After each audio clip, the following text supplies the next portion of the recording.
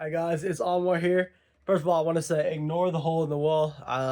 We're not gonna talk about that, how that happened. Nah, just kidding. It's me, and I'm coming at you with a Texas versus Texas A&M instant reaction, instant analysis.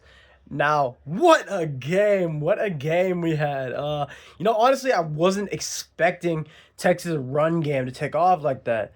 Texas. If you watched that game, you saw the announcers talking about it all the time. No Texas player the entire year had not run for over 100 yards in a game, the whole season, and apparently that hasn't happened since the '60s. So Texas run game was just absolutely atrocious the whole season, but they ran all over Texas A&M. Um, Quintravion Wisner, 19 carries, 155 yards. Great game by him. Arch Manning honestly did not have a great day. He completed about 14 for 29. Uh, you know, did a decent job protecting the ball, but nothing big. Wingo is doing his things where he either has a 100-yard touchdown or a drop, 100-yard run after catch. But yeah, the run game really neutralized Texas A&M's pass rush. Cassius Howe had a little quiet of a day for him. Texas really just ran the ball down their throat, and not just Wisner. Arch Manning was really running all over that defense. Now let's get into the playoff situation for this means and for the SEC championship. So Texas A&M, they're still going to the playoffs. They, however, will not be going to the SEC championship game. If Bama wins tomorrow against Auburn, which I think they lose, it'll be Bama versus Georgia or Ole Miss versus Georgia.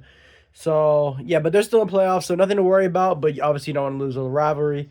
And for Texas, do they have a shot at the playoffs? Sark made some really crazy comments that kind of made sense actually when you think about it, talking about why are you scheduling this, giving this message to these coaches that they shouldn't be scheduling a hard non-con schedule if they're going to be punished for it like Texas was. Obviously, Texas lost to Ohio State earlier during the season, and they didn't have to schedule that game. But if they don't have that game, they probably go 10-2 and are obviously in the playoffs. I think Texas is a top 12 team. They looked very sound defensively, and I don't think the run game was going to stay that way. But if Arch can, have that Arkansas game come back, he's solid, been solid at home. I think they're probably Texas is probably around the 10th, 12th best team in the country, somewhere around there. But I think they are one of the top 12 teams in the country. They're not getting in, however. They need a lot to happen. They need Miami to lose.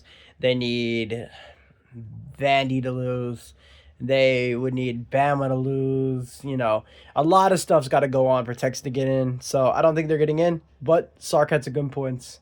Anyway, this is Anwar coming at you with the instant reaction for Texas A&M versus Texas. Hook 'em, I guess. Nah, just kidding. Go Bucks. Go Bucks.